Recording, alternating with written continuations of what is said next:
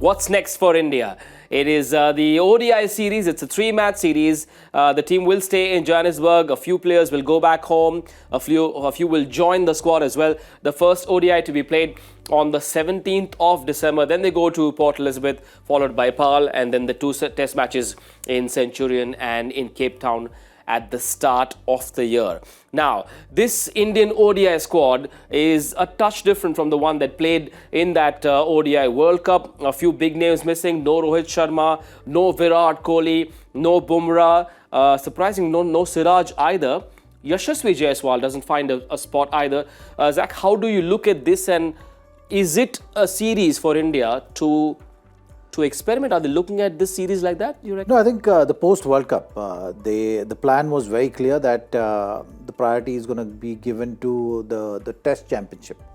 So that's the cycle which keeping in mind, the players also needed to just get away from the game, get over the disappointment of the finals and come back fresh. So I think whatever the plans they've made it keeping all those things in mind. So that's why you're seeing the main team actually is coming back for the Test matches. Yeah. So here it's the World Cup is just over. They're still not sure there is enough time to prepare for the next one. So it's like a filler series in that way. But obviously international matches are bilateral. You want to go and put up a good squad to win.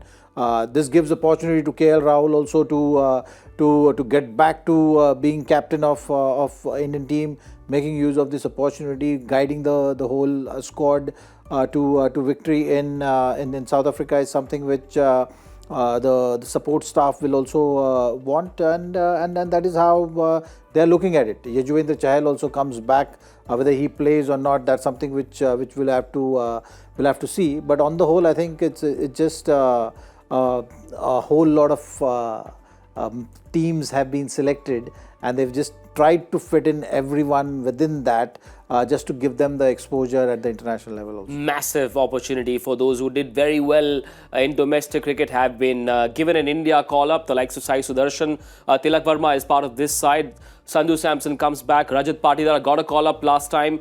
Couldn't get a game, but this is a massive series for such names. Yeah, absolutely. I think though importance has been given to Test matches and T20 format, I think it'll be a great opportunity for Rajat Patidar, Sai Sudarshan, whether they're getting a game or not. They deservingly got picked for Indian team. I think that's something which India is probably trying to see in this kind of a series. But as we said, it's an international series. You're playing for India. You want to prove yourself. Sai Sudarshan and Rajat Patidar both did really well in domestic cricket and then in IPL. So you want to cross that bridge of playing international cricket. If they get an opportunity, I think it'll be wonderful to see that. There's another name which I can see is Washington Sundar.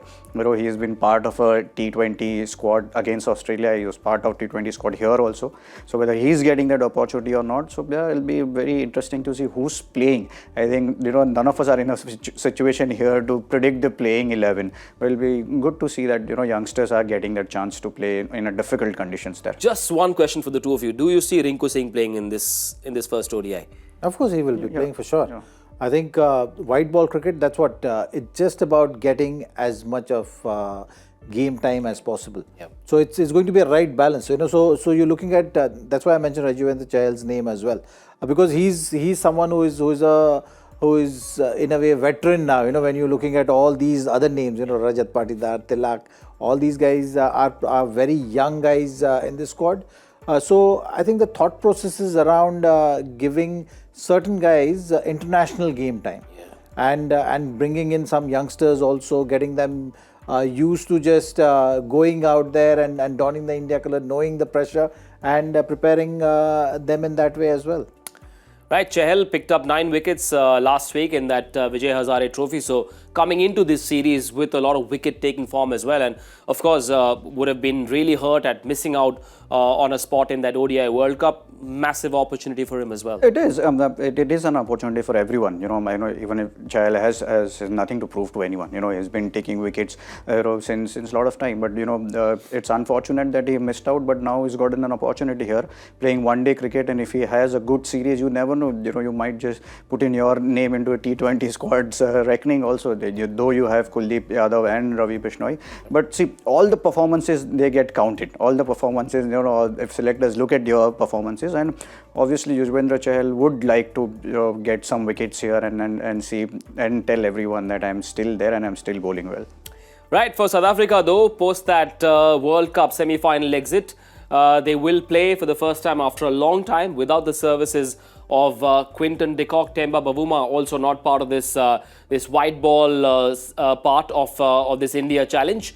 No Bavuma, no Quinton de Kock either, and yet, Zach, there are enough big names to do the big hitting. There is Reza Hendricks, Henrik Klaassen, Miller, Rassie van der Dusen, fantastic at the World Cup as well. Aiden Markram, the captain. So there are enough big names for South Africa to sort of rebuild their ODI squad around. Yeah, again, you're seeing a balance of youngsters and some familiar names which we've been seeing with South Africa cricket. Yep. So that's the approach even South Africa is taking. Obviously, prioritizing T20 format. ODI format, all the teams right now, they will be looking at it differently. Yeah. And then resting key players for the test matches which are coming just in a week's time. Yep. So yeah, similar kind of approach from South Africa. Also opportunities for their bowlers as well, because there's no Kodze, there is no Ngidi. So perhaps Rabada isn't there either. So slightly weaker, you reckon, on the bowling side? No Jansen? We saw Andre Berger today bowling at 140 plus. We saw Veklekwa, though not pace, out and out pace bowler, but still he's got enough variation. You still have Keshav Maharaj playing this series. You still have Trapesh Shamse playing this series. So there are enough good bowlers in this side. So I wouldn't say that when you are playing an international side, that it's a weaker bowling side. I mean, obviously they are also playing international cricket. They have got picked after doing well in their domestic cricket and SAT20 as well. So there is enough quality in this squad. There will be an interesting, competitive 3 one-day games there. We'll try something different this time. Typically, before a game in a preview, I ask my experts to give me players to watch out for. But one player each, a player that you reckon has the best opportunity to upgrade his career. Which player is this series the most important for? One India, one What exactly is the question? What exactly? Okay, the one player... Upgrade means what? The one player that can perhaps change the way he is looked at by the selectors or the captain or the coach. Well, I think with the Indian team, Rinku Singh is someone who has been very impressive. Yep. He's developing into a very good cricketer. So from that point of view, I think, this series now from T20 format, it's a opportunity for him to take things to the next level, get into ODI format, prove that, okay, he's ready for the ODI format as well. So I think, that's something which is very evident and clear. And from South Africa, I think those long list of bowlers is something which you look at. Obviously, Keshav Maharaj and Shamsi is the regular ones, but there are some new faces there. So from there, who takes it to that next level is something which we'll have to see. Maybe Andre Berger is that name as he's replaced Marco Jansen here. There's some he was close to playing, and then Marco Jansen had just been fast-tracked at that stage. So I think he will be looking at this series to make use of the opportunity. I'm just looking at a different way. I'm not looking at the performances of individual players. I'm just looking at how KL Rahul captains the side and how Aiden Markram captains the side. India would be looking at someone like, after Rohit Sharma who can lead the side. So KL Rahul was that option. So I would, he did not have that great series last time around when he came to South Africa. So, upgrade the thing which you're trying to say. I would love to see how KL Rahul's captaining the side. And same with Aiden Markram as well. The Bauma has been their full-time captain here. How he leads the side, he's someone has been looked at as the natural leader for themselves. So, it'll be interesting to see how both these captains are leading the side.